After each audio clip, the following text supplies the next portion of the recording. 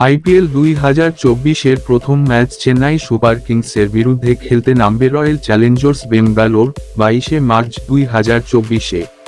তাই এবার আইপিএল সংক্রান্ত সমস্ত খবর পেতে ভিডিওটিতে একটি লাইক করে চ্যানেলটি সাবস্ক্রাইব অবশ্যই করে দিও। আইপিএলের প্রথম ম্যাচে ধোনি আর বিরাট কোহলিকে একসঙ্গে দেখতে পাওয়া। ধোনি আর বিরাট কোহলির মুখের সেই হাসি দেখার সৌভাগ্য হবে আবার। আইপিএলের প্রথম ম্যাচ কে জিতবে বলা খুবই কঠিন একটা ব্যাপার, কারণ দুটি টিমের সব প্লেয়ারই খুব শক্তিশালী। যদিও আমার মনে হচ্ছে চেন্নাইয়ের দল একটু বেশি শক্তিশালী। দুটি দলের ওপেনারদের কথা বললে চেন্নাইয়ের হয়ে ওপেনিং করবে দেবন কনওয়ে এবং ঋতুরাজ রাইকেওয়াল। অন্যদিকে ব্যাঙ্গালোরের হয়ে ওপেনিং করবে ফাফ ডু প্লেসিস এবং বিরাট কোহলি। চেন্নাইয়ের মিডল অর্ডারে রয়েছে ডেরি মিচেল, আজিঙ্কে রাহানে, রচিন রবীন্দ্র, শিবম দুবে।